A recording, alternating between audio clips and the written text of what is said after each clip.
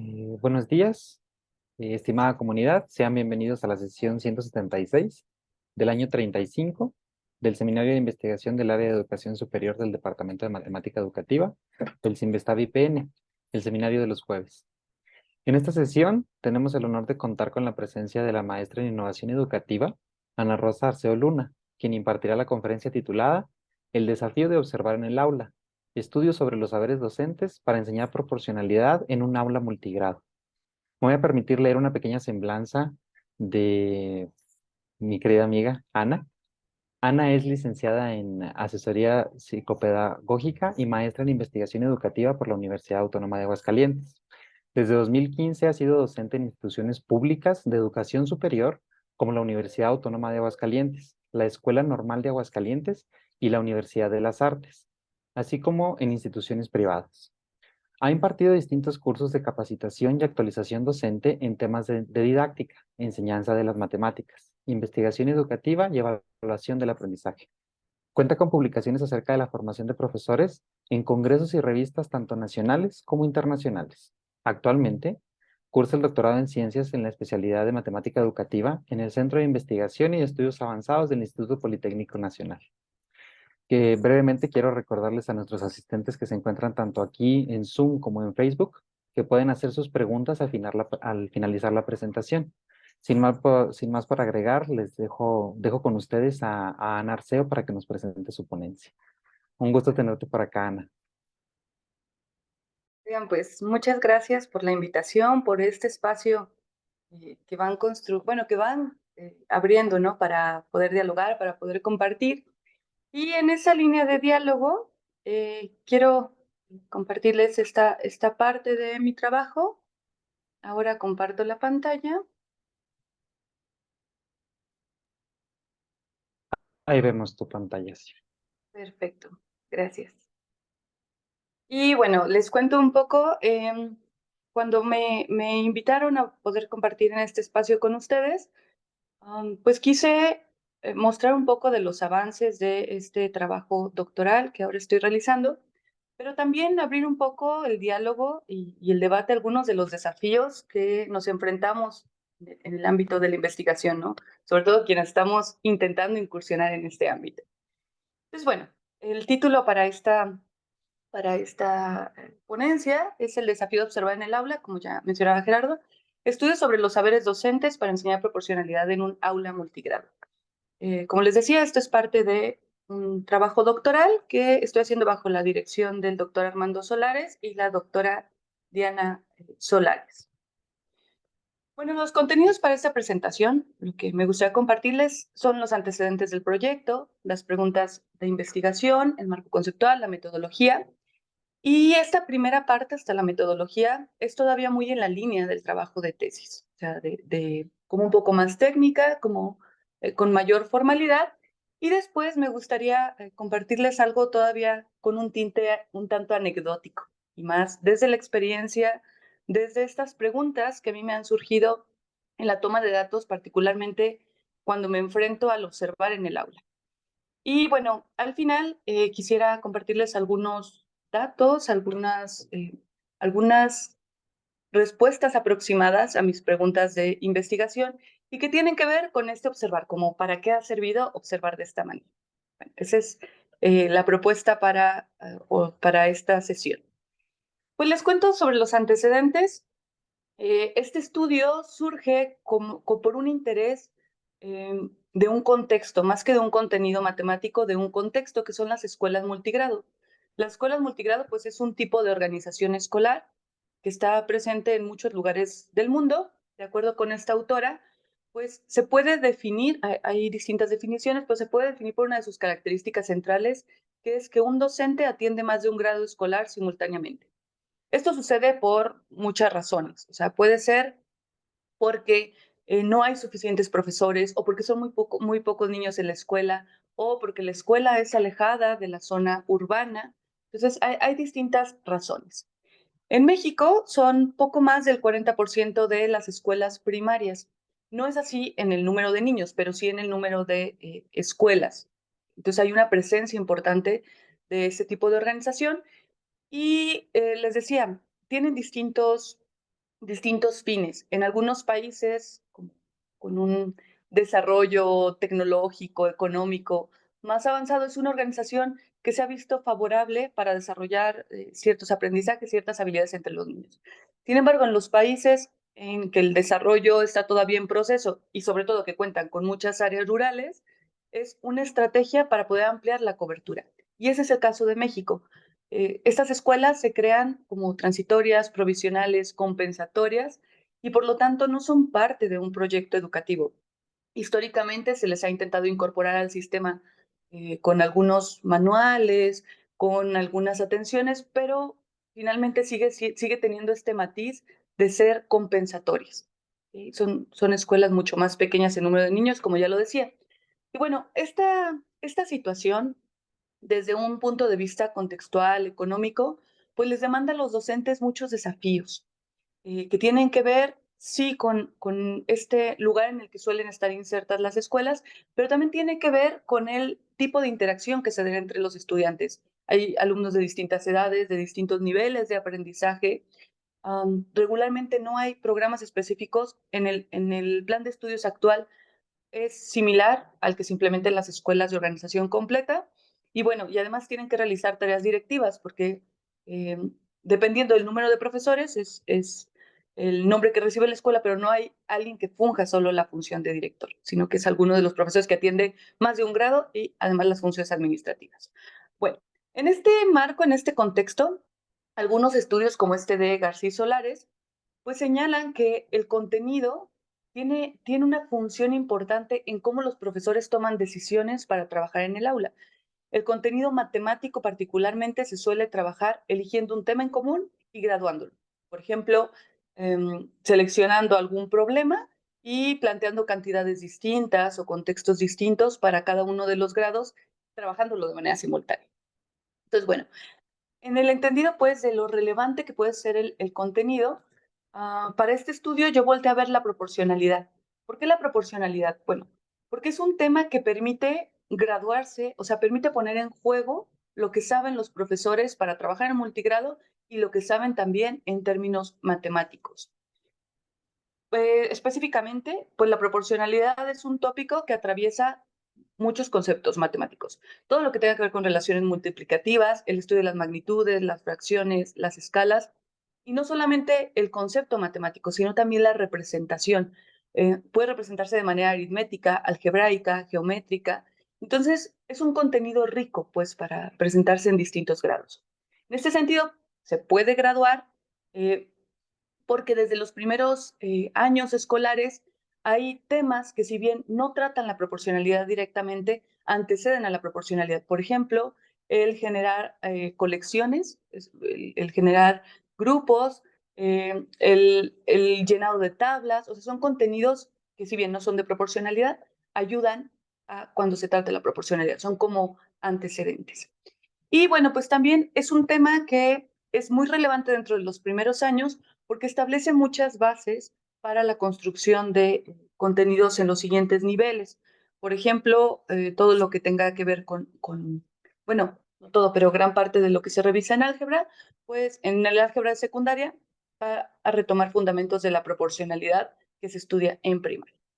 Entonces, bueno, ante este panorama, hay una problemática que despertó mi interés, que es estos saberes que los profesores utilizan en aulas multigrado y que se ha visto que tienen matices y particularidades características que no tienen los saberes que movilizan los profesores de escuelas graduadas. Estos saberes son poco conocidos y entonces hay un deseo de explorarlos, pero más que un deseo, una necesidad de explorarlos por una parte, para reconocer cómo trabajan estos profesores y que eso pueda contribuir tanto en el diseño de materiales como en los programas de formación docente. Este es como todo el panorama que me genera dos preguntas de investigación. La primera, ¿qué saberes movilizan los profesores de aulas multigrado para enseñar proporcionalidad a sus estudiantes? Y la segunda, ¿cuáles son las principales fuentes de estos saberes? O sea, ¿de dónde vienen? ¿Cómo los construyen? ¿Cómo se apropian de ellos los profesores? Y estas ideas están ordenadas en estas dos preguntas. Para poder dar respuesta a estas preguntas, he retomado este marco conceptual que tiene dos perspectivas teóricas. Por una parte, la perspectiva etnográfica, de donde retomo principalmente la definición de saberes. ¿Qué son los saberes? Desde la mirada de este estudio, pues son un conjunto de conocimientos sobre la realidad que permiten actuar en la vida cotidiana. Esto desde la definición de mercado. Se trata de conocimientos de los docentes que sustentan gran parte de su quehacer. O sea, conocimientos que están puestos en juego, que se están movilizando dentro de su práctica y que pueden ser de distinta índole, afectiva, social, intelectual, y que van surgiendo a través de la práctica. Esto es importante mencionarlo. Se ha visto que si bien los profesores dentro de su práctica y los profesores en general construyen distintos saberes, en particular los docentes que elaboran en aulas multigrado, tienen esta necesidad de ir sobre la marcha construyendo. Esto por una parte porque regularmente los programas de formación inicial no tienen suficientes herramientas para trabajar estos contenidos, para trabajar en aulas de este tipo, y por otro lado, porque hay una cercanía importante de las aulas multigrado y el contexto en el que se insertan. Entonces, bueno, todo esto demanda que los profesores estén allí movilizando estos temas afectivos, sociales, intelectuales, que al mismo tiempo se están cruzando con los contenidos. Entonces, bueno, esta perspectiva etnográfica ha servido, por una parte, para orientar cómo hacer la toma de datos, por otra parte, para orientar cómo podría ser el análisis de tales datos y para marcar la pauta para mirar las escuelas multigrado. Bueno, y aquí hay otro referente teórico que ha sido muy útil para comprender lo que sucede en estas aulas, que es la teoría de las situaciones didácticas de Brousseau. Y bueno, ¿qué es lo que interesa de la teoría de las situaciones didácticas? Es una teoría bastante rica en lo que proporciona, pero solo retomo algunos elementos.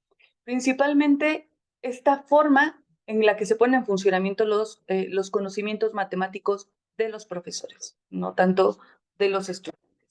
Y hay algunos conceptos centrales como la situación didáctica, esta relación del estudiante con el medio, que el medio llega a ser muchas veces el profesor, los contratos didácticos que se establecen en el aula y las variables didácticas, que particularmente en las aulas multigrado, las variables didácticas son una herramienta muy poderosa porque les permite a los profes, como decía hace un rato, tomar un problema y graduarlo, pero haciendo uso de estas variables.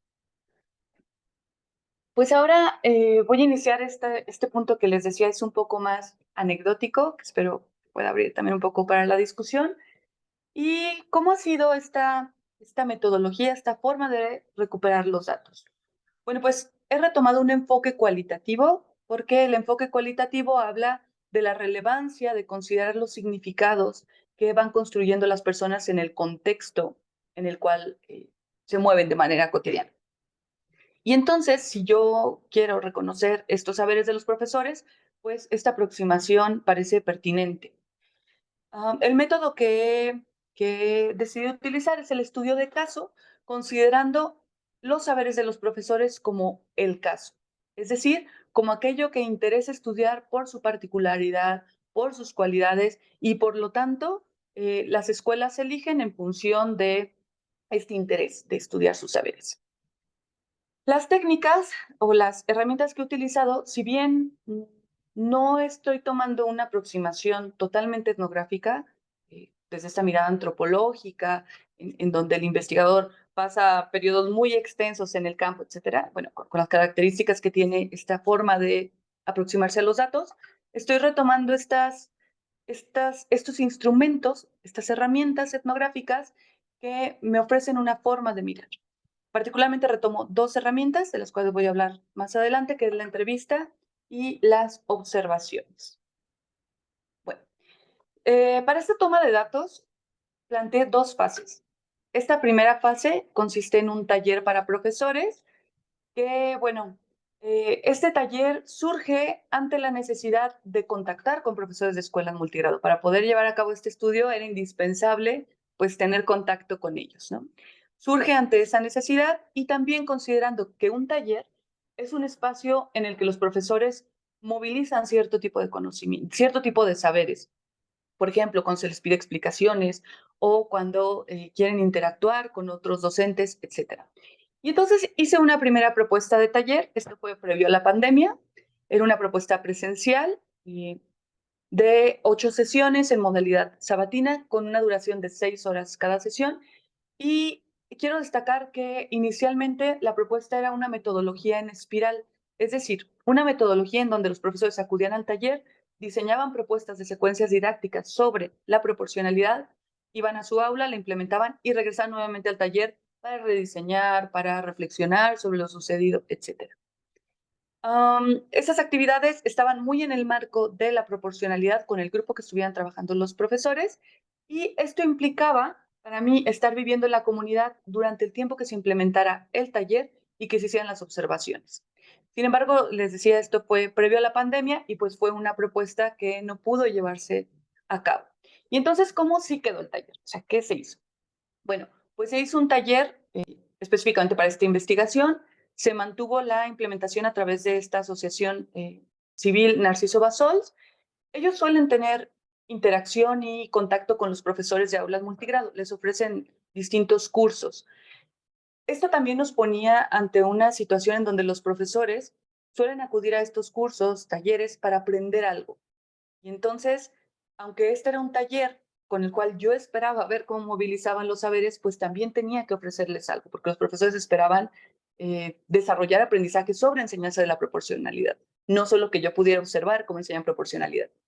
Efectivamente, esto iba a tener una incidencia en lo que sucedía en el aula, en las observaciones posteriores. Sin embargo, en una balanza sobre esta relevancia de los datos, pues consideramos que valía la pena hacer un taller para ver cómo se movilizaban los saberes entre profesores y con los talleristas, aunque eso tuviera inferencia en el aula, considerando que en el aula hay muchos otros elementos interactuando.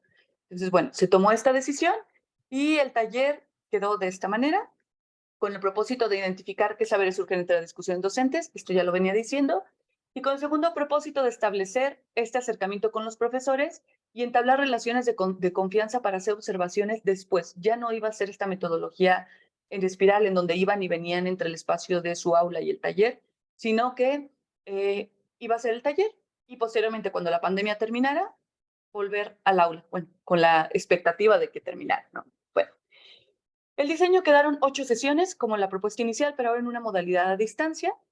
¿Qué se hacía en el taller? Pues eran actividades de discusión entre los profesores, resolver problemas de proporcionalidad, revisar el currículum, intentando encontrar puntos en donde conectaran el tema de la proporcionalidad por este tema de graduar problemas. Y una actividad que fue muy relevante para el estudio fue el pedirles a los profesores que adecuaran problemas que veíamos en el taller para su aula multigrado. La mayoría de las actividades se retomaron de textos fundamentados en la teoría de las situaciones didácticas. Aquí de nuevo aparece esta teoría. Los participantes al final fueron 8 profesores de escuelas multigrado en este taller en línea, 3 especialistas que fueron mis directores de tesis y una especialista en trabajo con docentes que nos pidió la asociación civil que participara para tener como este seguimiento del trabajo que ellos suelen realizar con los profesores. Bueno, estas sesiones duraron 3 horas a través de la plataforma de Zoom y cabe mencionar que estuvieron estas actividades muy enmarcadas por la contingencia sanitaria, lo que significa que aunque los profesores discutían lo que sabían sobre proporcionalidad, aunque adecuaban algunos problemas para el aula multigrado, no podían implementarlos, al menos de manera presencial. Algunos se los enviaban a los estudiantes a distancia, les enviaban audios, etcétera, pero no permitía pues ir y venir entre el aula y el taller.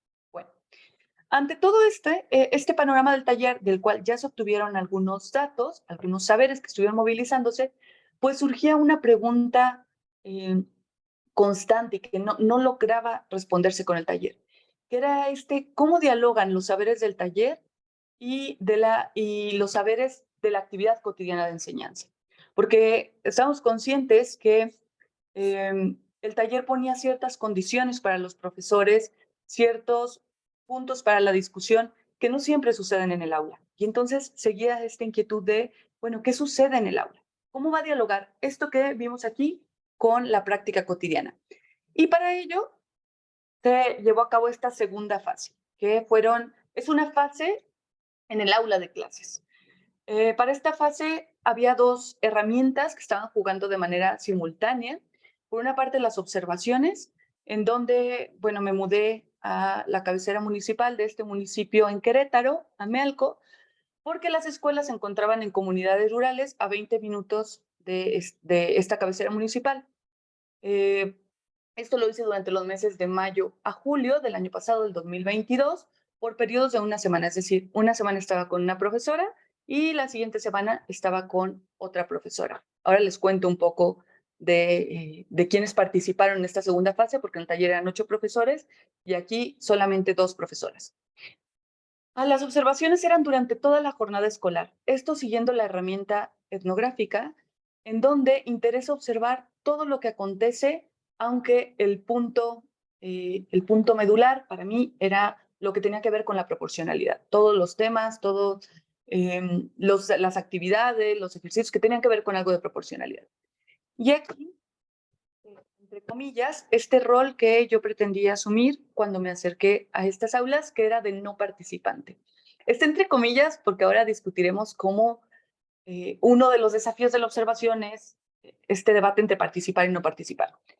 Había 3 instrumentos que me acompañaban constantemente: una grabadora de audio, mi diario de campo y una cámara, que en este caso era mi teléfono celular, en donde yo iba registrando el mayor número de evidencias posibles, tanto de los discursos como de aquello que no era posible grabarse ni tomar fotografías, pero podía narrar. Entonces, bueno, esta era la forma, a grosso modo, de observar. Las entrevistas se llevan a cabo en el contexto de la actividad escolar. Es decir, mientras las profesoras estaban dando su clase, de repente se acercaban a mí y me daban alguna explicación, ya sea que yo la solicitara o que fuera por iniciativa de ellas, aunque la mayoría de las veces era por su iniciativa. Ellas tenían como este interés de comentar por qué habían tomado tal decisión, por qué a algún alumno le habían puesto una actividad distinta, etcétera.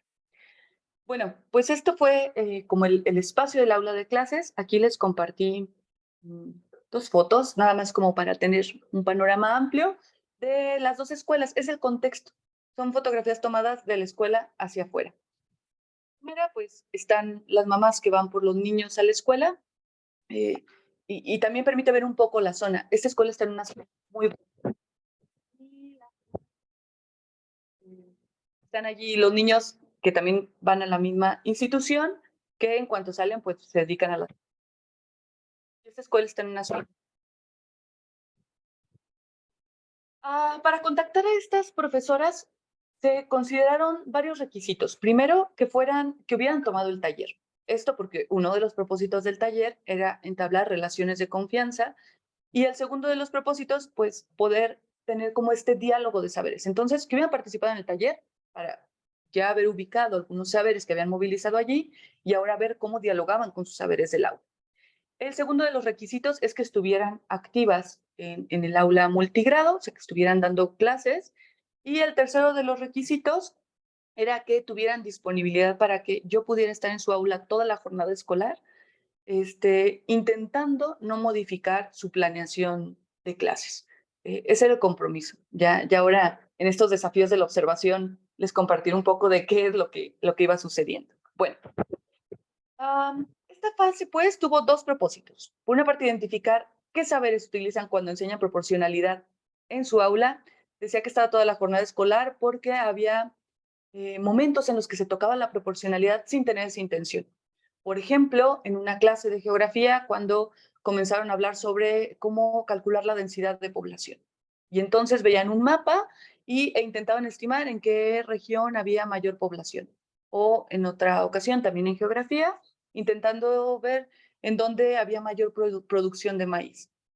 No había un problema matemático como tal, o sea, no estaba planteado así, pero había elementos de la proporcionalidad que estaban en juego para comprender el contenido.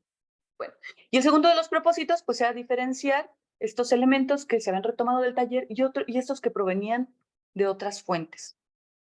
Ah, Les cuento un poco de estas 2 profesoras que, como ya mencioné, cumplen con estos requisitos.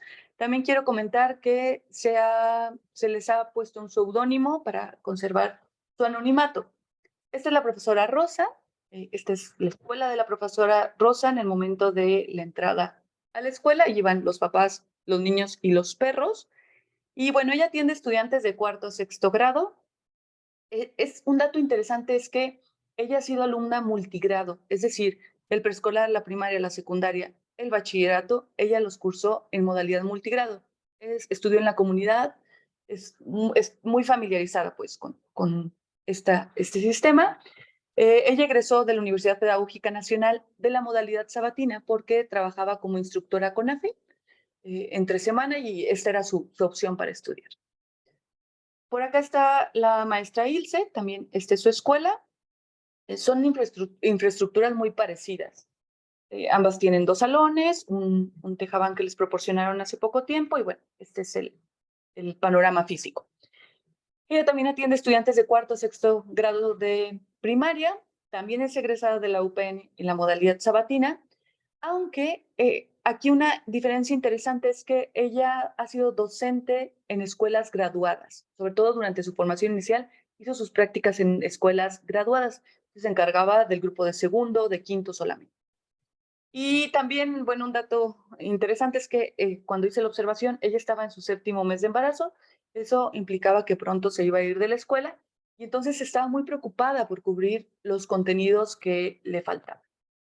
Bueno, aquí me voy a detener un poco más, como en la parte del proyecto, para compartir algunas reflexiones sobre este desafío de observar, sobre este desafío de mudarme a la comunidad e intentar observar para mi estudio con, pues, con las implicaciones metodológicas que hay de fondo, ¿no? De estos autores que yo revisé. Pues había algunas cuestiones iniciales para hacer para ir al aula. Una de las cuestiones era cuánto observar, o sea, cuánto era suficiente para responder mi pregunta de investigación. ¿Qué registrar? ¿Cómo registrar? Y también cómo mantener esta relación con las maestras. Algo que me fue muy útil, yo todavía no puedo determinar si es la manera más correcta, pero con intención de compartir este proceso y también de recibir retroalimentación por parte de quienes están por aquí. Algo que yo estuve retomando como eje, pues era la realidad. Y entonces, bueno, esta es una imagen que no tiene que ver con la toma de datos, pero el asomarme a la realidad iba respondiendo a las preguntas. Y entonces, el cuánto observar, eh, yo lo respondía inicialmente desde la metodología de la investigación, desde el diseño, diciendo, pues lo suficiente para reconocer los saberes cuando enseña proporcionalidad. Pero seguía esta pregunta de cuánto es suficiente. Y la respuesta se convirtió, vista desde la realidad, pues lo que las maestras permitan. Me permitieron estar 3 meses, aunque el último mes, bueno, mayo estuvo atropellado un poco por los festejos que suelen tener las escuelas y el último mes también estuvo algo atropellado por las evaluaciones finales, la entrega de calificaciones, etcétera. Bueno, el que registrar, mi eje era todo lo que tuviera que ver con la enseñanza de la proporcionalidad. El cómo registrar, pues era con estas grabaciones de audio, la fotografía, y en el diario de campo es donde surgían más dudas, porque había aspectos que yo no sabía si iban a ser interesantes, si iban a ser útiles para el estudio, pero en ese momento creía que los debía registrar. Y entonces siempre tenía esta duda eh, constante de lo que registré es suficiente o lo que registré me habla de datos interesantes, de datos que puedan ser útiles para mi trabajo de tesis. Y cómo mantener las relaciones estaba también allí en debate porque por un lado las profesoras esperaban que en muchas ocasiones que yo validara si la actividad que habían propuesto era adecuada, o esperaban que yo revisara si lo que vimos en el taller lo estaban implementando. Entonces ellas hacían aclaraciones de este tipo. Y por otro lado, ellas como en este afán de integrarme a la comunidad, pues hacían invitaciones fuera del trabajo académico, ¿no? Como la fiesta de su hijo o algún otro tema familiar, etcétera. Entonces, a mí me sirvió mucho como eje pensar en que tenía que ser amable con ellas, pero muy transparente, también en qué datos se tomaban, qué no, y ordenada a lo profesional, o sea, como intentando no perder de vista aquello que yo estaba buscando investigar. Esto de lo transparente, quisiera compartir, bueno, espero no extenderme en este modo anecdotario, ¿no? Pero quisiera compartir que con frecuencia a los niños les causaba intriga el cómo estaba observando o el qué era lo que estaba notando. Entonces, en muchas ocasiones, la opción fue mostrarles mi cuaderno de notas y que ellos pudieran revisar. La verdad es que lo hacía un poco tendencioso. Les mostraba generalmente la hoja en donde estaba describiendo la actividad y no en donde hablaba de sus interacciones o de lo que ellos habían comentado en clase. Pero bueno, era en este intento de que ellos se familiarizaran con que lo que escribía era lo que sucedía en la clase. Algunos dilemas que comenzaron a presentarse, pues tenían que ver mucho con estas definiciones teóricas o estas expectativas de cómo hacer una toma de datos válida, pertinente, con estos criterios que se buscan en una investigación. Y entonces, yo entré primero en este dilema de la observación no participante. En términos de definición, yo había asumido para el estudio que me iba a posicionar como no participante. Pero en términos prácticos, a veces era participante, a veces no participante y otras veces medio participante. Había este dilema, pues, que era la observación participante, no participante o medio participante, y lo que sucedía lo voy marcando en estos recuadros. Por una parte, esta decisión de priorizar la riqueza de los datos por encima de la norma. Y entonces sucedía que los niños me invitaban a jugar fútbol, a pesar de que soy terrible jugando fútbol, y dentro de mi definición teórica, metodológica, yo me asumía como no participante. Eso no me permitía jugar fútbol. Sin embargo, el poder jugar fútbol con ellos me permitía ver cómo interactuaban, cómo se hablaban entre sí y que eso podía ser útil. No estaba segura en ese momento, pero creía que podía ser útil para que me dejaran ver cómo resolvían problemas matemáticos en su equipo.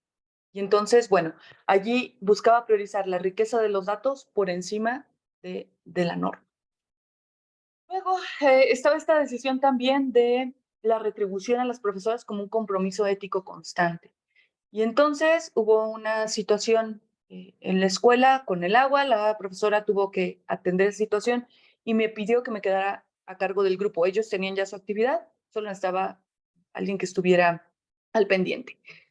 Y igualmente, en esta posición no participante, la metodología diría que yo no podía intervenir con la actividad que estaban haciendo los estudiantes, no. Pero también había una retribución de ayudar a la profesora ante esta necesidad emergente.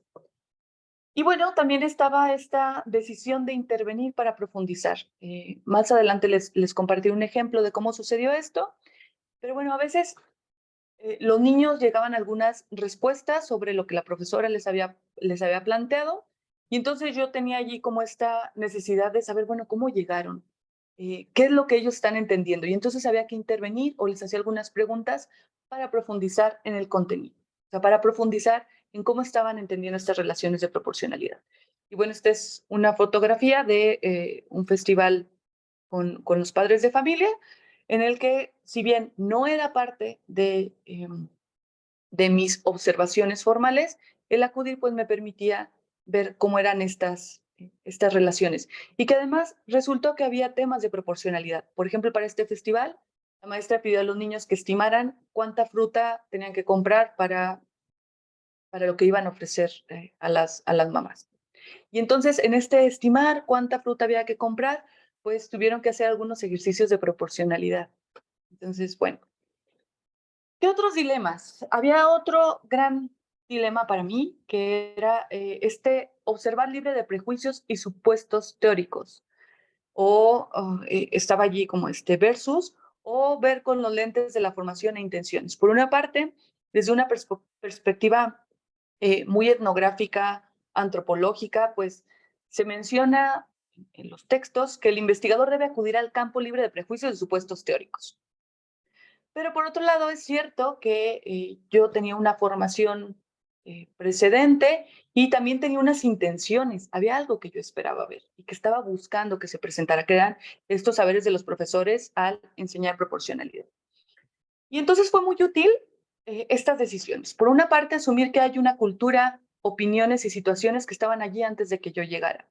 Dentro de estas observaciones, sucedía que escuchaba conversaciones de los profesores sobre el sistema, sobre el sindicato, y pues estas conversaciones no tenían que ver con mi tema. Y aunque a veces a mí me despertaran interés por mi formación precedente, pues el tomar esta decisión de asumir que eso estaba allí y que allí iba a continuar me ayudaba mucho. O estas relaciones con los padres o este valor que se da a la escuela también ayudaba a tener esta decisión. Bueno, por otra parte, aquí está un poco cubierta el cuadro, pero esta decisión de que el observador, dicen por allí, oye y calla, ¿no? Ve, oye y calla. O sea, como ver que hay cosas del contexto que pudieran ser mejores, pero la función allí era retomar datos para el estudio y afectar lo menos posible la manera en la que se mueve la comunidad. Por otra parte, el asumir que los lentes teóricos, metodológicos, con los que uno está acostumbrado filtran la forma de ver el paisaje. Y también el reconocer que había allí un contrato didáctico que era necesario romper, que era sobre las expectativas de las profesoras vinculado con su experiencia del taller, en donde, por ejemplo, ellas se acercaban y decían, esta actividad que implementé sí está bien, cuando era una actividad que habían visto en el taller, ¿no? O la manera en la que lo expliqué es correcta. Y entonces era estar buscando cómo romper este contrato de manera que pues ellas hicieran lo que sabían hacer mientras yo observaba. Y bueno, aquí aproveché una imagen que es de la vista de dentro del salón hacia afuera, porque justo creo que ejemplifica cómo puede estar todo filtrado por esta ventana, ¿no? En donde uno se pone. Bueno, hasta aquí algunos de estos desafíos, de estos dilemas que estuvieron allí en la observación. Voy a volver a esta parte más formal del estudio y quisiera compartir, pues, qué encontré con esta forma de observar. O sea, ¿para qué sirve observar eh, de esta manera? Y aquí hay un subtítulo en el que quiero enfatizar, observar en el aula tiene beneficios para el aula. Definitivamente, el acudir al aula y hacer este tipo de inmersiones eh, puede tener contribuciones para la didáctica y lo que se hace en la enseñanza de las matemáticas. Bueno, por una parte, el primero de los beneficios es tener una foto panorámica. El ir al aula ofrece un, un contexto más amplio de qué está antes, qué está después y por qué en este caso los saberes se manifiestan de la forma en la que se manifiestan. Y entonces, bueno, ahora voy a este ejemplo. Esta es una clase de la maestra Ilse, en donde ella, la maestra Ilse, solo para poner en contexto, es quien sí ha trabajado con escuelas graduadas. Es la escuela que está como en la zona más árida y que la comunidad se dedica principalmente a la siembra, cosecha y venta del maíz. Pues esta maestra planteó un proyecto que se llamaba la Feria del Maíz. Era un proyecto interdisciplinario en donde ella pretendía que todas las materias abordaran algo relacionado con el maíz. Se desprendió de las propuestas curriculares por una prioridad que ella hacía acerca de que iban a terminar el ciclo escolar, ella se iba a ir un poco antes y que percibía un rezago en los niños por la pandemia. Y entonces, bueno, entre muchas actividades, ella propuso este problema casi al inicio de su proyecto. Dice, en una tienda de abarrotes y semillas venden maíz Sierra de Chihuahua. La señora María quiere comprar 15 kilos y sabe que por 3 kilos a su vecina le cobraron 36 pesos. Ayúdale a la señora María a saber cuánto pagará por 5 kilos de maíz comprado. Este es un problema de cuarta proporción.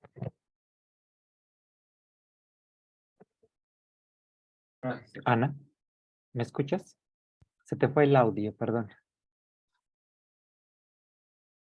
¿Allí me escuchan mejor? Ahí te escucho, sí. Sí, sí. Ya fue un problema con la red. No sé si retomo el problema. Sí, lo último que se escuchó es que leíste todo el problema. Perfecto, gracias. No, Gracias, a Gerardo. ti, a ti, a ti. Entonces, bueno, este es un problema de tipo valor faltante o de cuarta proporcional, en donde 3 datos son conocidos y hay que investigar un cuarto. Los números que está utilizando la maestra son números naturales y ella comentaba que le parecía que no iban a tener ningún problema ni los de cuarto, ni los de quinto, ni los de sexto grado. Sin embargo, cuando comienzan a trabajarlo, bueno, pues solamente los niños de sexto grado parecía que tenían la respuesta. Voy a continuar avanzando en este problema. Después de que la profesora lo plantea, ella se dirige sin que yo le haga ninguna pregunta y dice, bueno, pero no me han sacado el valor unitario.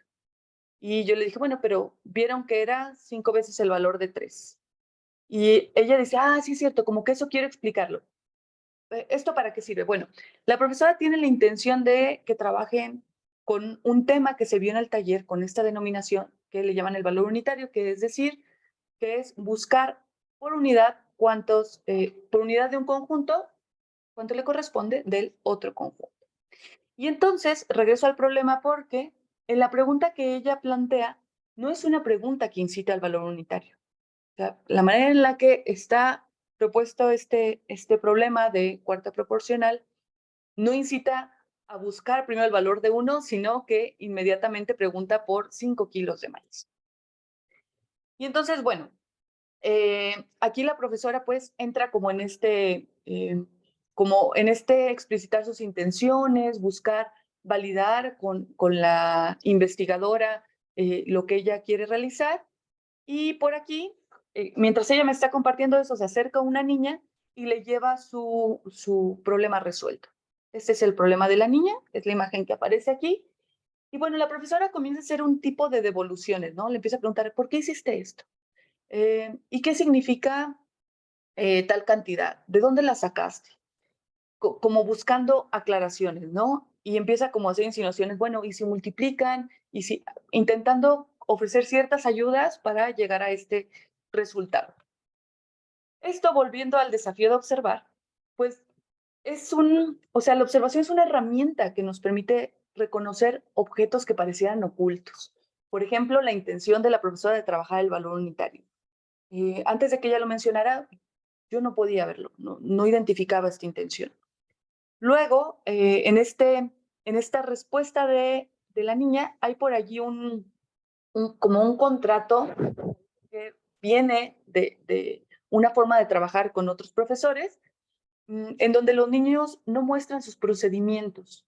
O sea, hay un hábito a solo mostrar el resultado y esto se ve cuando, por ejemplo, la profesora le pregunta, este, mm, mm, cuando la profesora le pregunta, bueno, ¿y por qué no está aquí el procedimiento? ¿No? Y ella dice, no iba a ser un rayadero. Y entonces yo volteo a donde está, le dice, lo hice en otro cuaderno. Cuando yo volteo a su lugar, pues no hay ningún otro cuaderno fuera. Esos objetos ocultos o esos aspectos que desde el discurso no pueden ser percibidos, son cosas que suceden a través de esta observación que está llena de dilemas, de desafíos, pero que nos permite llegar hacia allá. Bueno, este es otro de los problemas que plantearon las profesoras. Este es de la profesora Rosa y también es un problema de cuarta proporcional, aunque ella le da un giro interesante. Y el problema es este. Mariana paga por 4 dulces 8 pesos. ¿Cuánto pagará por 6 dulces? Los estudiantes hacen en este fragmento, hacen distintas propuestas de cómo resolverlo. Y solo quiero enfatizar que mientras que los de sexto apuestan por la regla de 3, que parece que es algo que habían visto hace tiempo, la maestra enfatiza en que busquen otros procedimientos. Eh, en este problema también es interesante cómo la pregunta que está planteando la profesora, o sea, ¿cuánto pagaría por 6 dulces? No está propiciando ninguna técnica, bueno, pareciera que no propicia ninguna técnica, sino que más bien propicia que identifica el valor que hay que buscar. Aquí llama la atención, pues, que ella también comentó, me parece que fue un contenido que fue importante para ellas, comentó que quería trabajar el valor unitario. De hecho, se los dice a los niños, ¿no? Les dice, vamos a usar la técnica de calcular el valor de 1, reparto el dinero entre las piezas y así obtengo el valor de 1. Enfatiza que quiere el valor unitario. Los alumnos proponen, hay una riqueza de técnicas entre lo que están proponiendo los alumnos, la regla de 3, el valor unitario, lo proponen después de estas preguntas de la profesora, el uso de cantidades con las que cuentan, o sea, usar las cantidades sin tener como mucho razonamiento de que pueden conseguir con ellas. Esto, de acuerdo con este texto de blog, pues llega a considerarse un error, por ejemplo, el usar propiedades aditivas en lugar de multiplicativas, etc. Bueno, Y pues enfatizar estas devoluciones que hace la maestra a través de preguntas. Eso es muy parecido a lo que hace Ilse. Y aquí la maestra pues se lanza a proponer cómo resolver el problema, hacerles un ejercicio, una técnica que ella llama variación proporcional. Y es una técnica que en términos de este texto que citaba de David Bloch, pues se refiere a una construcción sobre la marcha. O sea, por una parte, como buscando dobles, triples, pero cuando hace la explicación también habla de que sumen. Es una técnica muy sobre la marcha. Bueno, esto lo enfatizo porque justo el observar, el enfrentarse a este desafío y el ir rompiendo este contrato en el que la profesora esperaba que yo resolviera el problema y le dijera como cuando, francamente, tampoco yo no he sido profesora de primaria, entonces tampoco yo sabía cuál era la manera más adecuada, sino que yo estaba buscando identificar los saberes que ella emplea para enseñar eso. Entonces, bueno, retomando, pues hay muchos, la profesora muestra que hay muchos métodos, que este es el que ella pretende que utilicen, este que construyó sobre la marcha, que tampoco le fue enseñado de manera formal. Ella obtuvo este saber después de, según me compartió, de sentarse una hora a resolver otros problemas del libro de textos similares.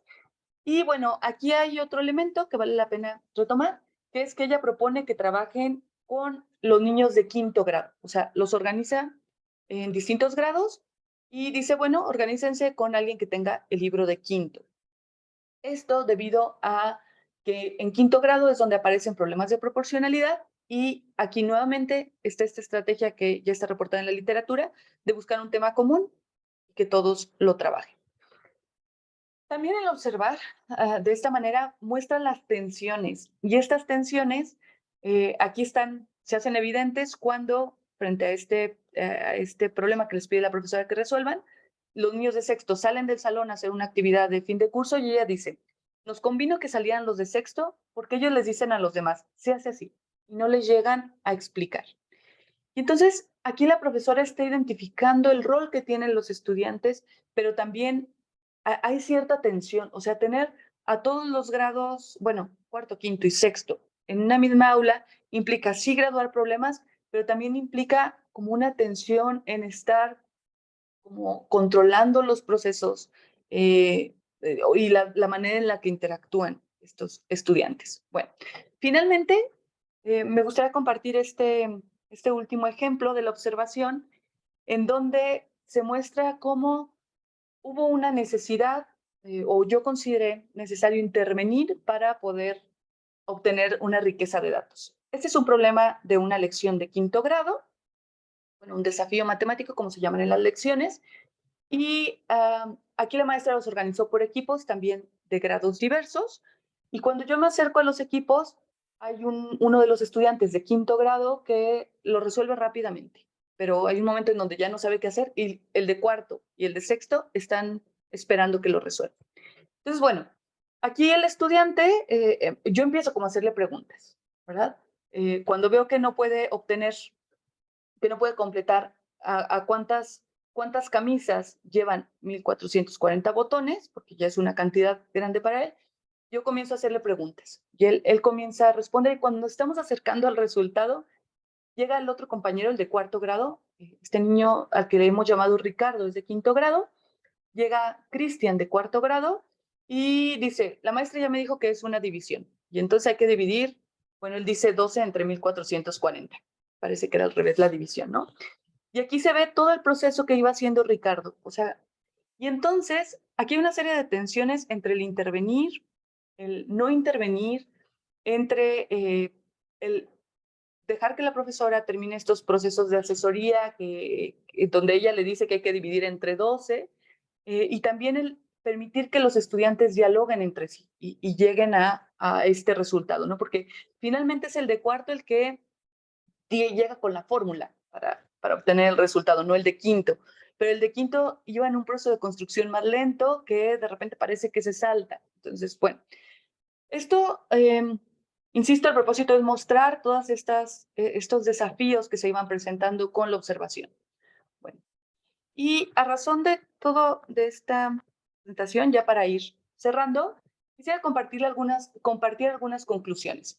Sobre el estudio que aún está en proceso, el análisis y esta sistematización de la información, bueno, pues algunas conclusiones a las que me voy acercando. Primero es que las profesoras consideran la proporcionalidad como uno más de los temas a tratar. No hay tiempo para estudiar la proporcionalidad. Puede suceder en muchas aulas, pero particularmente en estas dos aulas multigrado, las profesoras compartían que era la primera vez que trabajaban este tema, aunque ellas ya tienen al menos 5 años de experiencia. Entonces, bueno, laborando en aulas multigrado.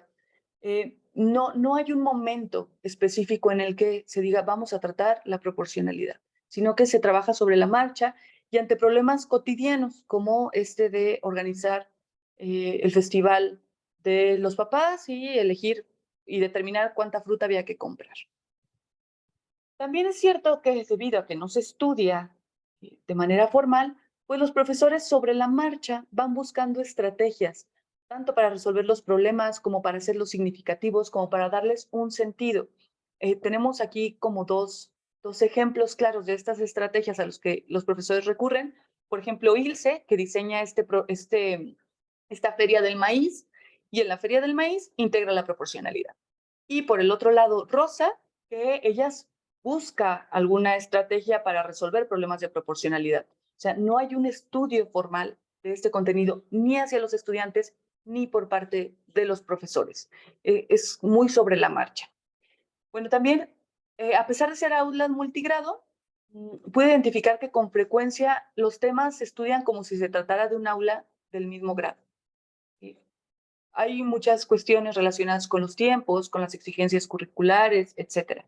Pero esta es una forma en la que se suele trabajar. Se trabaja como un aula integrada, en donde se reconoce que los estudiantes tienen distintos procesos de aprendizaje, pero las indicaciones muchas veces se dan de manera general. Y bueno, hay unas tensiones importantes. Por una parte, entre los requisitos de los programas, del currículum en general. Por otro lado, sobre las habilidades que las profesoras ven que faltan por desarrollar en los estudiantes. Y finalmente, esta última tensión que les compartí, esta relación entre los niños más grandes y los más pequeños, entre los más grandes, que en el caso de esta clase de Rosa, ya sabían usar la regla de 3, pero ella no quería que le dijeran a los más pequeños. Sobre el desafío de observar,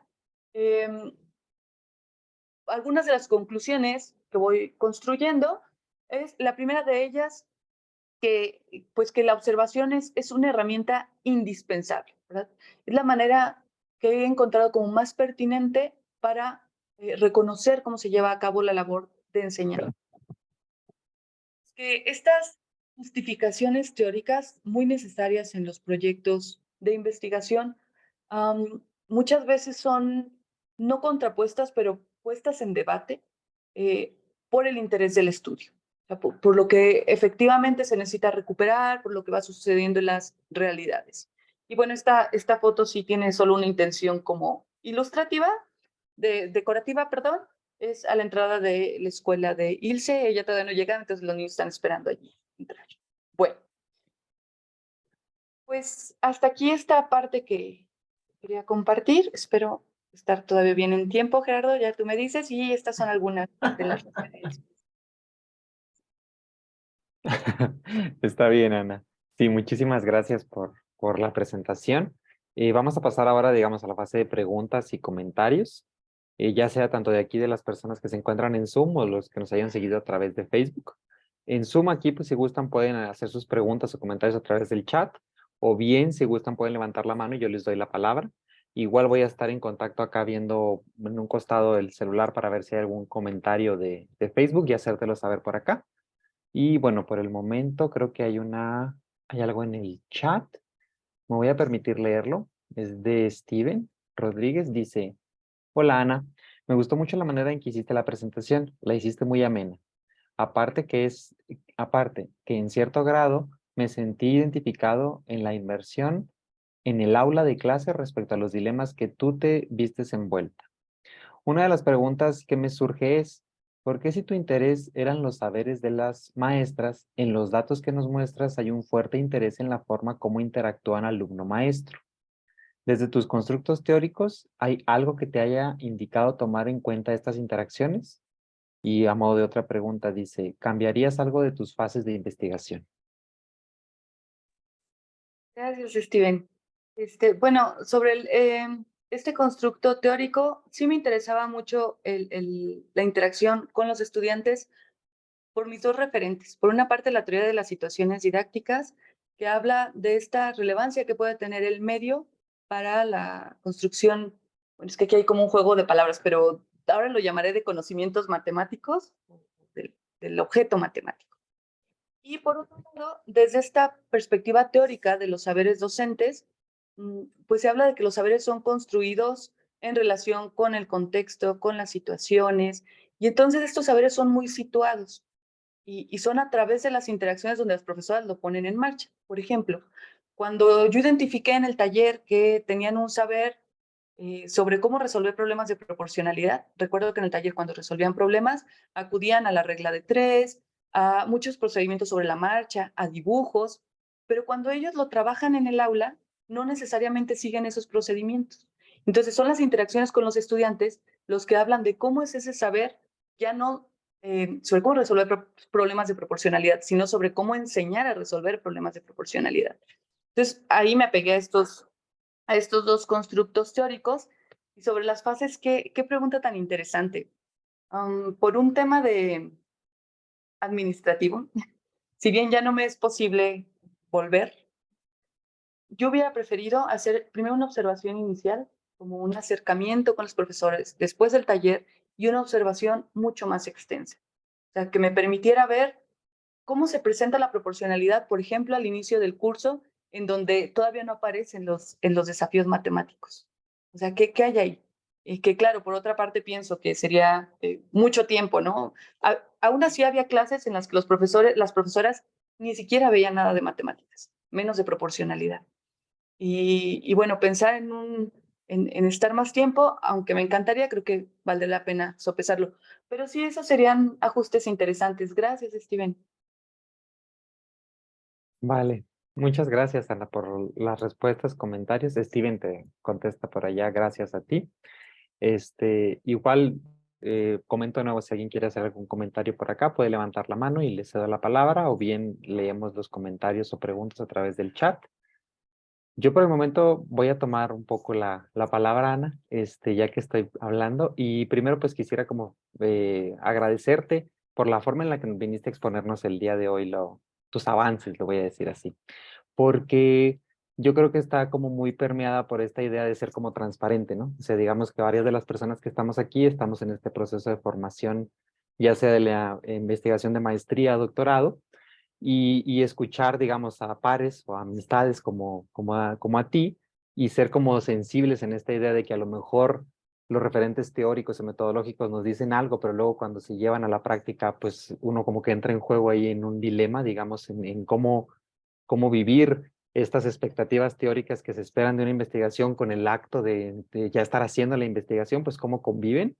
Yo creo que tú nos mostraste, digamos, un ejemplo muy claro y bueno, pues muchísimas gracias por venir, digamos, con esta disposición, porque yo creo que no es algo sencillo, en el sentido de que bien uno podría como lo que presenta, desprenderlo de este carácter transparente y presentar cosas como finiquitadas, y esa sería otra forma de una exposición, que también es muy válido, pero me gustó mucho la forma en la que tú llevaste a cabo tu exposición de avances. Y bueno, en ese sentido, quiero voy a hacer como dos preguntas, y también van como muy orientadas a ver si nos puedes compartir, digamos, esta forma transparente como lo hiciste ahora, respecto a dos aspectos como muy puntuales. Me gustó mucho cómo fuiste hilando, digamos, que empezaste con la idea de escuela multigrado y luego cómo había desafíos para los docentes en esas escuelas y que esto a lo mejor estaba en función del contexto. Y luego empezaste a utilizar una palabra que a mí me llamó mucho la atención y la utilizas creo que incluso en tus preguntas de investigación, y no la había utilizado y no la había escuchado, digamos, en este contexto y quería ver si emergió de ti o si leíste algo y luego empezaste a utilizar la palabra o no sé. Y la palabra es moviliza. O sea, creo que tu pregunta está en el sentido de movilizar. Y quería saber más o menos si es algo que tú ya traías, porque a lo mejor es algo que surgió como muy natural, o es algo que a lo mejor leíste de algún lado y adaptaste para empezar a utilizarlo en tu discurso. Por ejemplo, esa sería una. No sé si gustas una y luego hago la otra, como gustes. Como Dale. gustes. Vale. Si quieres, aprovecho para la segunda intervención. Cuando nos estás hablando de tu marco conceptual, que comentas que está como conformado por estos dos grandes rubros, diría yo, de la etnografía y de la teoría de situaciones didácticas, me surgió como una duda nada más. Tú eres muy clara cuando comentas que de la teoría de situaciones tomas como ciertos elementos y nos presentas, digamos, cuatro: la idea de situación didáctica, la relación con el medio, el contrato didáctico y la variable didáctica. Y quería saber si estas, digamos, las fuiste como configurando conforme ibas avanzando, o sea, dijiste, voy a recuperar estos elementos conforme ibas haciendo la investigación, o fue a priori y dijiste, estos son los elementos que me van a funcionar, o los tuviste que modificar, digamos, empezaste con algunos y dado que fuiste avanzando, fuiste modificándolos, digamos, en ese sentido, para saber cómo fuiste, digamos, delimitando aquellos elementos de la teoría de situaciones que te iban a servir, digamos, o que te sirvieron para lo que configuraste. Esas serían como mis dos preguntas. Gracias, Gerardo. Das como en el corazón de algunas dudas teóricas, ¿no? Y que han sido sustanciales en el trayecto.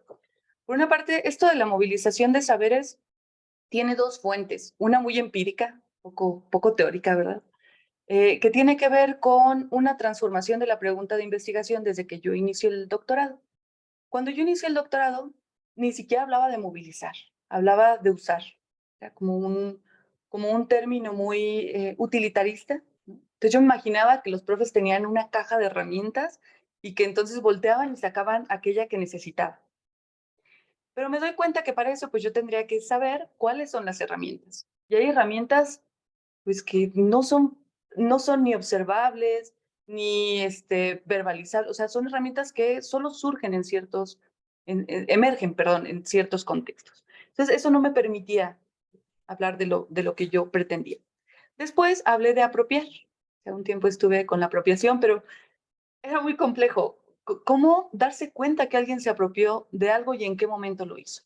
Era sumamente complejo. Y bueno, esa es como una fuente, ¿no? Es esta inquietud. Y por otro lado, el mismo texto de Ruth Mercado, que es uno de mis referentes etnográficos, bueno, mi referente que está apegado a la etnografía, habla de cómo los saberes son construidos sobre la marcha y puestos en movimiento. Es decir, no porque los profesores no muestren cierto saber, no significa que no lo tengan. Significa que en esa situación no se mostró. Pero puedo identificar que hay saberes que se ponen en movimiento. Yo estoy trabajando sobre cómo, además de ponerse en movimiento, pueden dialogar entre sí. En este caso, por ejemplo, los saberes del taller y los saberes del aula, cómo dialogan entre ellos, cómo se van complementando.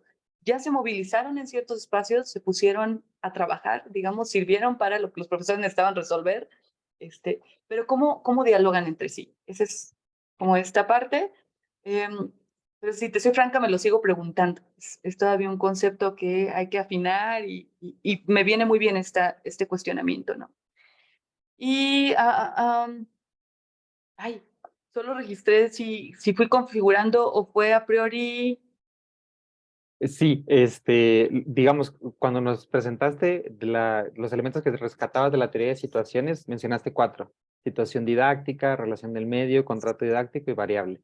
Y solo quería como saber si estos los configuraste de entrada o empezaste con otros elementos de la teoría de situaciones y cuando estabas avanzando en la investigación los cambiaste, o si empezaste con uno y luego fuiste como incorporando. O sea, ¿cómo fue, digamos, eh, cómo viviste el tener lo que presentas ahora ya como finiquitado, de que estás tomando solo cuatro elementos, digamos, particulares de la teoría de situaciones? Y, bueno, originalmente yo no tocaba la teoría de las situaciones didácticas, no hablaba de ella. Pero cuando diseñamos el taller, nos dimos cuenta que todos los materiales que estábamos utilizando, de donde retomábamos las actividades, la propuesta de discusiones con los profesores, estaban fundamentados en esta teoría. Entonces, en una evaluación surgió esta pregunta de, bueno, ¿y vas a retomar la teoría de las situaciones didácticas o solo los autores que retoman la teoría? Y bueno, ante esta pregunta se puso sobre la mesa esta teoría. Al inicio la tomo toda, ¿no? Pero ya sobre la marcha, pues me doy cuenta que no la estoy usando toda. La teoría de las situaciones didácticas es muy amplia, es muy rica, Y entre muchas cosas, una de sus nociones centrales es la situación adidáctica. Y los profesores no, bueno, las profesoras no emplean situaciones adidácticas. Eso no sucede. Pero hay otros elementos como las variables, el contrato, que sí están vistos allí y que justo me han ayudado para comprender qué está sucediendo en el aula, para comprender esta relación con el medio. Entonces fue más bien sobre la marcha. Ya veo, perfecto. Vale, muchísimas gracias, Ana. Disfruté mucho escucharte. Voy a dejar, digamos, el micrófono abierto por si alguien quiere intervenir. Igual seguimos leyendo por acá. Gloria comenta, felicidades, Ana. En la sección de comentarios de aquí de Zoom. Voy a ver si no hay algún comentario que me hayan pasado por acá por el WhatsApp. Permíteme tantito. Por el momento no. De todos modos, dejo abierto el micrófono. Aquí, Melvin, te damos la palabra, Melvin. Sí, gracias. Voy a bajar. Listo. Gracias, Ana. Como siempre es un gusto escucharte. Yo quiero hacer varias preguntas y comentarios así como los tengo anotados, que fue básicamente siguiendo como tu discurso. Entonces, eh, bien, bueno, primero agradecerte por tu presentación, principalmente porque en algunos momentos decías, va a ser muy anecdótico lo que voy a contar. Yo decía, eso es lo que nos interesa aquí, porque todos estamos, como decía Piña, en un proceso, y esas experiencias que tú vives en esos procesos de observación, que obviamente es complejo, ¿no? Y lo evidencias muchísimo en tu trabajo, entonces nos sirve muchísimo a nosotros. Entonces agradezco muchísimo que tu presentación fuera en esa línea, ¿no? Eh, Me preguntaba, por ejemplo, y recuerdo que la parte de la problemática que tenías al principio, decías que, pues que existía una necesidad de explorar los saberes de los profesores en las escuelas multigrado. Entonces, y claro, dado el contexto mexicano, que más del 40% de las escuelas de primaria pues están en ese sistema, entonces pues es muy justificado esa necesidad de conocer esos saberes que movilizan los profesores en ese contexto, ¿no? Tus preguntas de investigación me gustaría retomarlas porque quizá en el discurso luego sean importantes. Por ejemplo, ¿qué saberes movilizan y cuáles son las principales fuentes? Entonces, yo lo relacioné muchísimo tu pregunta de investigación cuando te preguntabas, ¿qué observo? Y antes que decir, por ejemplo, las respuestas que tú tienes ahí, que eran mucho más situadas respecto del contexto del cual observaste, yo decía, pues todo lo que le permita centrarse en estos objetos de estudio que tiene ahí, que son los saberes y las fuentes de esos saberes, ¿no? En la parte de la teoría, hay una última parte en la parte de saberes docentes que dice que se construyen a través de prácticas los saberes. Entonces yo decía, bueno, esa partecita, esa frase me va a decir que entonces Ana va a identificar como prácticas en el profesor y ahí va a ver ese proceso de los saberes que están, ¿no? Entonces, esa es una primera pregunta que tengo de si algo que el profesor, bueno, prácticas primero, ¿cómo se está entendiendo ahí, no? Si es, por ejemplo, lo que el profesor hace, algo que el profesor haga en el aula, y entonces me voy a fijar en eso que el profesor hace y luego voy a ver la fundamentación cognitiva del profesor que hizo, que permitió eso que el profesor hizo para poder identificar un saber ahí, ¿no? Yo estaba tratando de ver cómo ibas a identificar los saberes en dependencia de la caracterización que tú tienes ahí, ¿no? De saberes. Bien, conocía ya la primera fase de tu proyecto de la toma de datos, la parte de taller ya la había escuchado. Sin embargo, yo seguía pensando que pues iba a ser muy pobre en tus datos, solo la primera fase. Y ahora que nos comentas la segunda, yo digo, uff, o sea, aquí está la riqueza del trabajo. O sea, claro, la observación es importantísima más en tu trabajo, creo yo, y estar en el aula pues te permitió todos esos conflictos que viviste y la riqueza de los datos que tienes ahora es esa segunda fase, la fuerte, ¿no? En términos de esos datos, y a mí me parece muy bonito tu trabajo en ese sentido. Pero respecto a la primera fase, sigo preguntándome lo mismo. Tengo la sensación que es por el nombre, ¿no? Taller. Si yo decía, claro, saberes docentes, el profesor hace cosas porque lo caracteriza como prácticas o vamos a decir, está en una situación y entonces el profesor lo resuelve haciendo algo o diciendo algo o estructurando algo. Y entonces, pero claro, el taller es, te doy ciertos elementos para que, y una cierta indicación para que hagas algo, ¿no? Entonces, yo decía, ¿y cómo va a haber esa caracterización de saberes que son situacionales cuando la situación la provocas tú? Si son contextuales, cuando el contexto, pues en este caso, pues está mucho más controlado, etcétera. Entonces, por eso te decía que en tu segunda fase está como una riqueza extraordinaria de datos ahí. Entonces yo decía, claro, y por las características de lo que hicieron en el taller, que yo decía, bueno, generaron discusiones, resolvieron algunos problemas y adecuaban algunos problemas que podrían llevar o no al aula. Yo decía, siento que esas características vuelven un taller, qué sé yo, 2.0, mucho más fuerte. O sea, siento que la palabra taller se queda como corto, pero yo siempre he tenido la sensación de tu trabajo, de esa primera fase, de esa forma, pues. Eh, bueno, eso con respecto a esa primera parte, ¿no? No mencionabas que, por ejemplo, al momento de tomar, al momento de estar observando, ahí hubieron algunas interacciones interesantes, dada tu primera postura de no participante. Por ejemplo, que la profesora se acercara. Yo decía, claro, esos acercamientos van a tener cierta naturaleza, ¿no? Porque sea como sea, bueno, por lo menos yo siento eso, que cuando hay una persona extra en el aula, el profesor se va a sentir, sea como sea, o evaluado por esa persona. Entonces, claro, se acercaba a ti a decirte, oye, está bien esta estrategia que vimos en el taller y que ahora quiero verificar si está bien, ¿no? Y te hacían ese tipo de preguntas. Yo decía, claro, tiene una consecuencia directa del haber hecho la idea del taller antes como una forma de darle herramientas al profesor y verificar luego si eso se convierte en una voz de las que habla Mercado al momento de dialogar esas voces y hacer algo en el aula de clases, ¿no? Entonces, yo decía, tiene muchísimo sentido que las profesoras en este caso hagan eso, ¿no? Hay ciertos elementos que me parecen importantísimos en tu trabajo. Primero que nada, que nos dejas claro todo el proceso que hiciste. Segundo, la parte ética. Noté, por ejemplo, las fotografías con los rostros, y eso parece algo como que una decisión cualquiera que tú hiciste, pero realmente tiene una importancia muy buena, muy importante dentro de nuestra disciplina y que no solemos discutir sobre eso, ¿no? Sobre la parte ética de los rostros que se van a mostrar, de usar seudónimos y todo eso. Yo creo que es importante mencionarlo por el contexto que te digo, que somos pues estudiantes y estamos haciendo una investigación, entonces es importante tomar como esos puntitos para tomarlos en cuenta.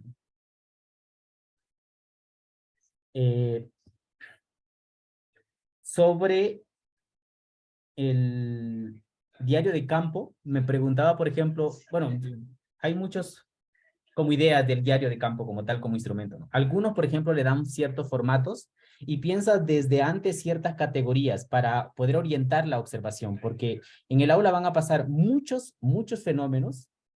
Entonces, claro, para preguntarme si esos fenómenos que ocurren en el aula me interesan como investigador, entonces algunas personas en los diarios de campo ya tienen cierta estructura, qué sé yo, un formato, ¿no? Entonces me voy a centrar en estas categorías que normalmente están pensadas en dependencia del objeto de estudio, o sea, cerca a las preguntas de investigación, ¿no? Entonces, claro, yo me preguntaba, por ejemplo, si tenías alguna estructura, si llevabas ya ciertas ideas, aunque quizá no tenía una estructura o un formato el diario de campo, si tenías ya ciertos elementos en los que te ibas a centrar. Porque habría que preguntarse ahora si todos esos datos que tienes, que van a ser muchísimos, van a ser tus datos para tus preguntas de investigación. Si todos esos van a ser tus datos, por ejemplo, la intervención que tuviste con ese grupo de estudiantes en particular, ¿no? Si esa intervención en particular estaba centrada únicamente en, aquí hay algo interesante, claro, como investigador nos llaman muchas cosas, porque los estudiantes están haciendo cosas interesantes, yo me quiero acercar, pero resulta que mi investigación está centrada en el profesor. Quizá, de hecho, estoy generando una intervención y estoy haciendo que el saber del profesor se sienta limitado o modificado en dependencia de lo que yo hice en ese momento. Porque si los estudiantes estaban en lo correcto matemáticamente o equivocados matemáticamente sobre la estrategia que estaban tomando, podría ser interesante ver qué hacía el profesor después de que viera esos resultados, ¿no? Entonces, claro, pero como te digo, como investigador, nosotros nos interesan muchos fenómenos. Entonces pasaron muchas cosas ahí que son de importancia, pero no sabemos si van a ser realmente tus objetos, tus datos particulares para tu investigación. Entonces, por eso, esa es otra pregunta que tengo sobre si tenías algunas ideas particulares en las que quiero observar, pues por lo menos en estas categorías generales, ¿no? O estos elementos va a ser mi centro. Si veo algo como esto, yo me voy a ir ahí, ¿no? Y esto dado que, pues conocemos el trabajo de Mercado. Entonces, sí, Mercado hizo una toma de datos muy parecida a la tuya. Fue observar clases y hacía pues ese tipo de tomas.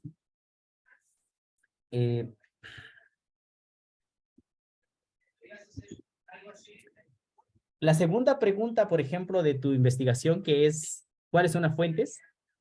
Eso es súper interesante. Y ahí tengo varias preguntas. Bueno, hay dos yo identifico como dos elementos importantes que podrían ser saberes, en los que tú lo comentas, y yo creo que tú también lo tienes claro, por eso como que su centro fue ese.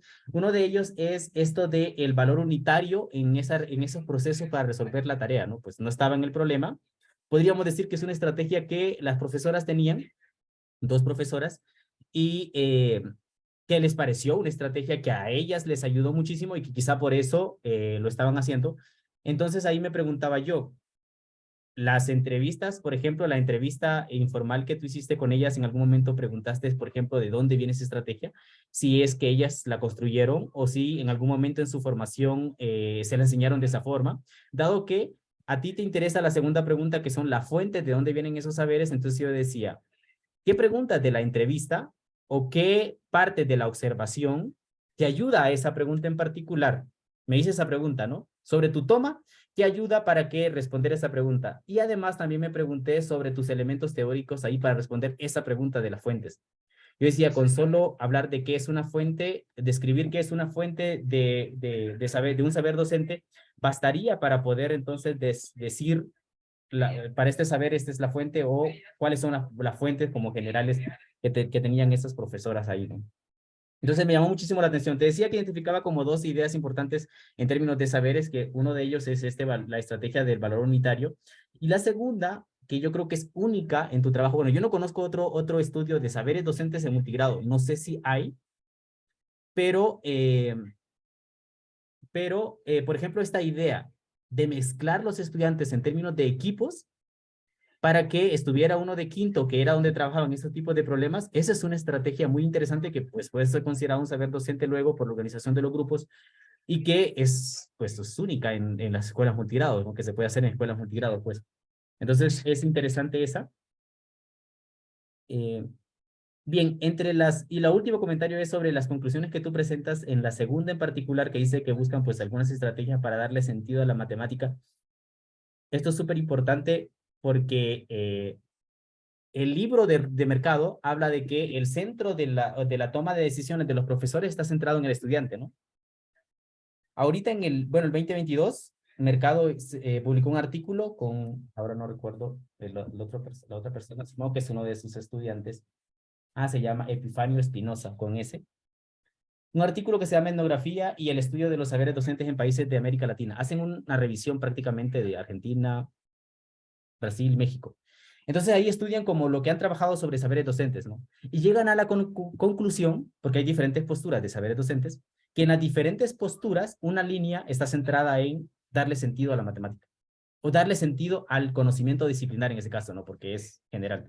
Darle sentido al conocimiento disciplinar. Entonces, qué interesante que tu trabajo sea un ejemplo de eso y que va orientado a eso. Entonces me llamó muchísimo la atención esa relación de tu conclusión con este artículo que acaban de publicar, bueno, en el 2022, y esta conclusión está orientada a eso, pues. Entonces, bueno, esos son como algunos comentarios y algunas preguntas, Ana. Perdón que sea tan extenso.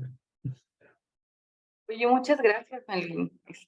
Ya te quisiera de lectora. O sea, de verdad, me ayuda mucho esta forma de mirar y con alguien que comparte esta revisión teórica.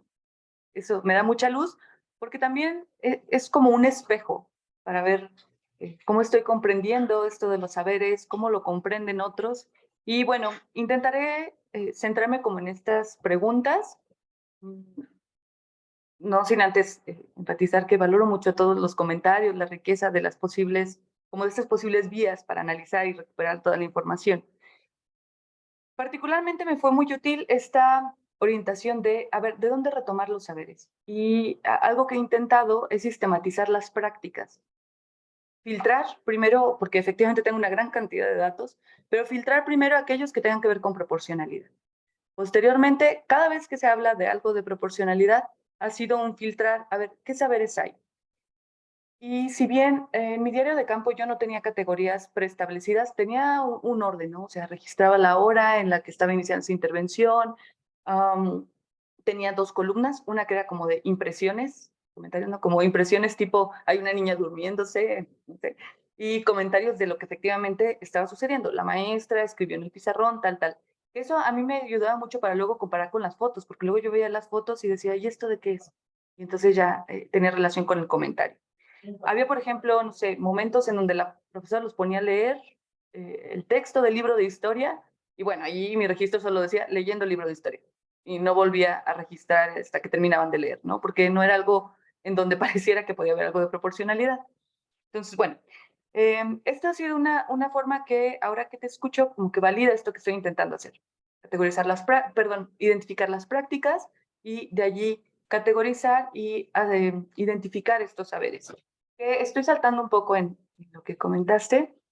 Efectivamente, hay saberes que, si bien el estudio de Ruth Mercado habla de este diálogo entre los niños, los materiales curriculares, los materiales no curriculares, las experiencias, etcétera, yo he intentado hacer una categorización del diálogo, pero más como sobre lo que está sucediendo en la marcha. Por ejemplo, este diálogo que hay entre el taller y la clase, porque efectivamente, como mencionas, pues las profesoras cuando se acercaban a mí, ellas sabían que yo buscaba ciertos puntos y ya iban sobre ellos, ¿no? O sea, ellas sabían, por ejemplo, que a mí me interesaba saber, al inicio yo les preguntaba, pero son muy hábiles, entonces identificaban que a mí me interesaba saber de dónde habían sacado la actividad. Eso era algo que siempre les preguntaba.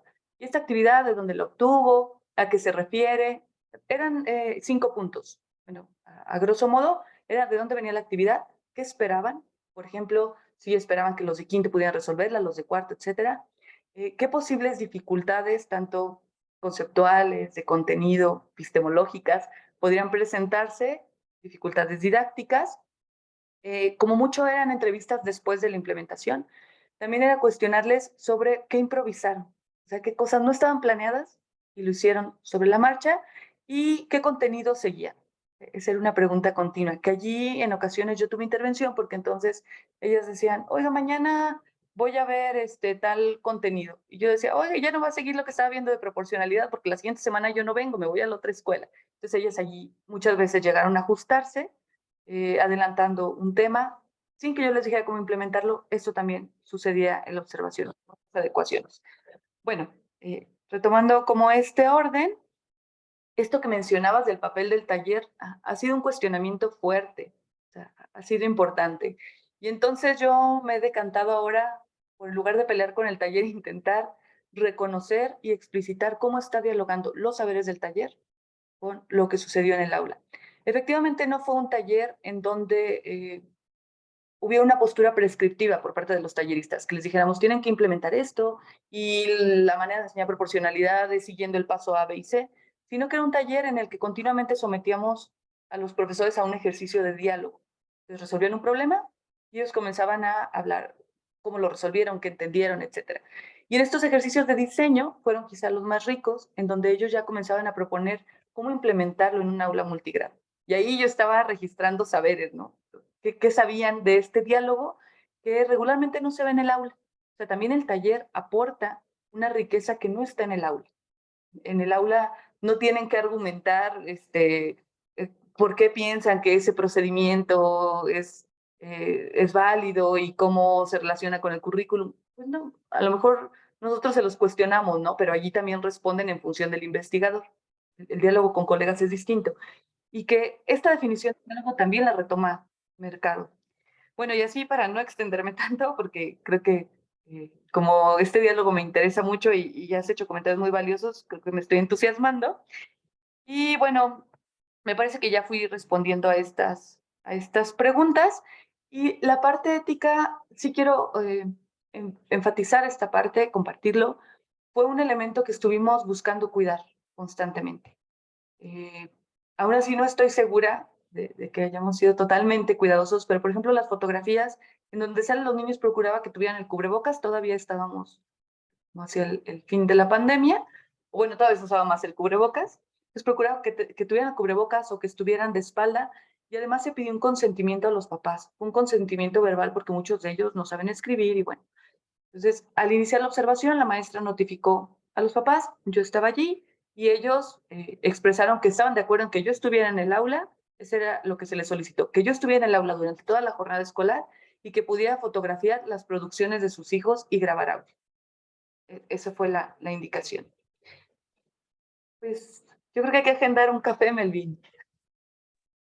Sí, Porque definitivamente. aquí Muchas todos están gracias. escuchando el diálogo, ¿verdad? Que espero Y es otra enriquecer. pregunta, otra pregunta, pero muy puntual, y ahora sí. Es sobre los datos de los antecedentes de cada una de las profesoras. ¿Esos cómo los obtuviste? ¿Fue una entrevista, una plática que le preguntaste, por ejemplo, dónde había sido su formación y todo eso? Hubo dos formas, una en el taller. Cuando ellos se inscribieron al taller, como se inscribieron a través de la Asociación Narciso Basols, ellos les envían un formulario. Y la otra forma fue en los recesos. Los recesos eran mis tiempos de entrevista, porque regularmente veían matemáticas previo al receso. Entonces estaba muy fresco lo que había sucedido y bueno, mis grabaciones son muy entretenidas, ¿no? Porque estoy hablando con la profesora y de repente llega alguien y alguien me pegó, no me presta el columpio, en fin. Pero era en los recesos y como en este modo de conversación también muy al estilo Ruth Mercado, ellas mismas, muchas veces yo ni siquiera se los preguntaba, ¿no? Ellas decían, cuando yo estaba en la UPN, hice mis prácticas en tal lugar, etcétera. Sí, lo que pasa es que vi que esos datos, por ejemplo, al igual que el taller, pues son posibles fuentes para los saberes, ¿no? Entonces, sí, gracias, Ana. Muchas gracias, Melvin. Muchas gracias, Ana, también por la respuesta, la conversación que se generó. Seguimos teniendo el espacio abierto por si gusta alguien comentar, hacer alguna pregunta.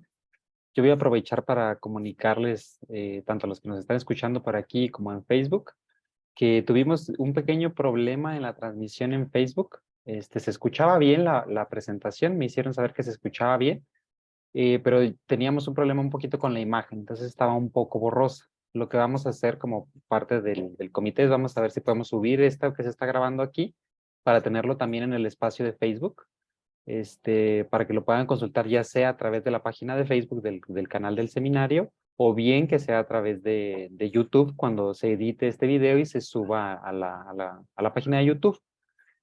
Por si nos están escuchando desde Facebook, vamos a tratar de subsanar ese problema cuando se termine la transmisión del día de hoy.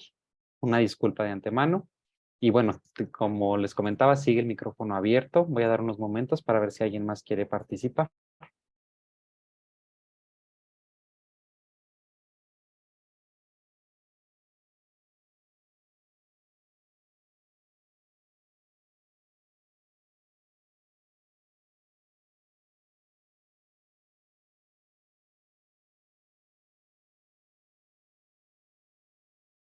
Vale. Bueno, voy a seguir entonces con la siguiente fase del seminario de los jueves. Entonces, si no hay más preguntas o comentarios, agradecemos nuevamente a nuestra invitada Ana Arceo por haber compartido con nosotros los resultados de su trabajo de investigación y la retroalimentación que nos ha brindado el día de hoy. Lo que voy a hacer a continuación es, voy a compartir pantalla con ustedes porque voy a leerles el diploma que le vamos a hacer llegar la coordinación del seminario de los jueves a Ana por su participación. Si me permiten un momento mientras comparto pantalla. Ahí alcanzan a ver mi pantalla, debería aparecer el reconocimiento. Sí, gracias, Ana. Bueno, voy a hacer lectura.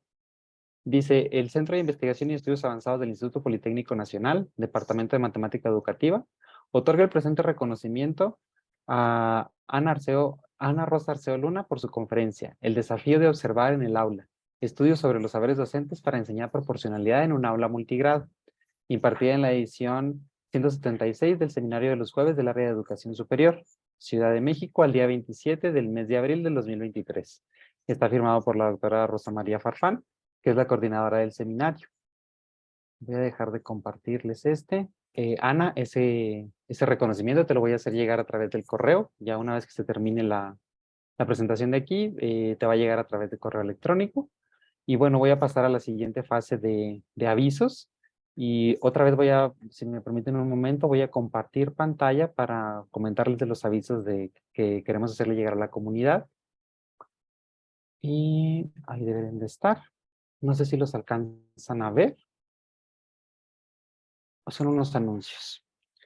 Entonces, bueno, permítanme tantito. En primera instancia, ya lo habíamos, no, perdón, este no lo habíamos compartido. El primer foro de formación de ingenieros desde la matemática educativa Va a ser del 3 al 5 de mayo. Es un evento gratuito del Grupo de Formación de Ingenieros desde la Matemática Educativa, y hay más información, la podrían escanear si gustan aquí a través del código QR que se encuentra a la derecha.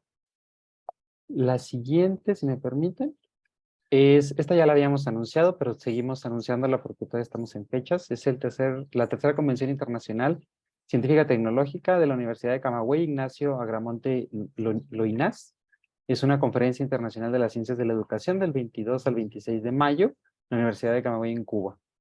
Y hay recepción de trabajos hasta el 30 de abril. Ya tenemos fechas para RELME 36, que va a ser del 24 al 28 de julio de este año en la UNAM, aquí en la Ciudad de México. Algunas fechas importantes son del 1 al 21 de mayo para la recepción de propuestas, y las inscripciones son del 1 de mayo al 25 de julio. También tenemos más información a través del código QR. Otro evento que queremos compartir, que previamente lo habíamos compartido, pero seguimos anunciándolo a través de este medio, es la CIEM, Conferencia Interamericana de Educación Matemática, que se va a llevar a cabo en Lima, Perú, del 30 de julio al 4 de agosto. Las inscripciones son hasta agosto del 2023 y hay información también acá por el código QR. Tenemos también, por otra parte, el séptimo CHEM, que va a ser del 21 al 23 de noviembre en la Universidad Nacional en Costa Rica. Las preinscripciones son hasta el 15 de junio del 2023, es el Congreso Iberoamericano de Historia de la Educación Matemática. Y también pueden encontrar, digamos, información extra un poco más detallada también a través del código QR, o bien pueden buscarlo en la página de internet.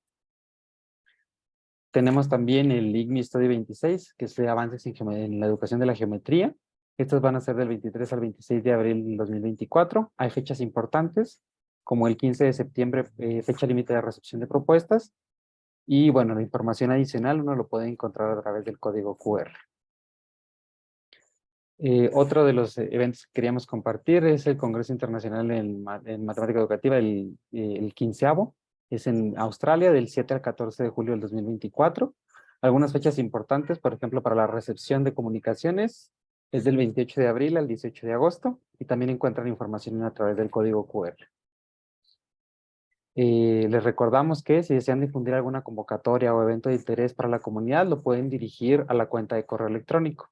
Me voy a permitir también tomar el espacio, tanto para las personas que nos escuchan como por aquí, o como que nos estén escuchando por Facebook, que si desean que la invitación del seminario se les haga llegar a través de correo electrónico, nos pueden escribir desde el correo electrónico al que quieren que les llegue la invitación a este seminario, para que nosotros podamos actualizar la información de los correos a los cuales enviamos la invitación, y de esa manera pues ya les llegaría, digamos, de manera personal una invitación. Y así nosotros también mantenemos actualizada nuestra base de datos. Entonces esperamos sus correos por si gustan enviarlos, y bueno, para poder agregarlos a la lista. Aquí a un lado me están apareciendo comentarios, Ana, en el grupo el chat, pues, de aquí en Zoom, de Armando Chávez. Felicidades, Ana, muy buena chamba. Y de Atenea también, que manda felicidades, Anita. Entonces, bueno, de parte del comité organizador, pues les agradecemos a la comunidad y a nuestra coordinadora, la doctora Rosa María Farfán. Como es costumbre, digamos, ya para ir cerrando la sesión, si gustan, pueden encender sus cámaras para tomar una fotografía de recuerdo y poder, digamos, subirla como a nuestras redes y hacer como la difusión de que se llevó a cabo la ponencia, y para hacerles saber dónde pueden encontrar esta grabación y que la pueden escuchar después. Vale, veo que se siguen prendiendo. Ok. Gracias por encender sus cámaras. Ahí veo que todavía está, hay más gente. Perfecto. Excelente. Bueno, entonces a la cuenta de 3 voy a tomar una fotografía. Ahí veo, ok, perfecto. 1, 2, 3. Voy a tomar otra. 1, 2, 3. Listo. Entonces, bueno, de nuevo, pues le agradecemos a Ana, a todos los que nos acompañaron por acá, y nos vemos pronto en la próxima sesión del seminario, que va a ser el 11 de mayo. Cuídense mucho. Espero que estén muy bien. De nuevo, gracias, Ana. Gracias a todos.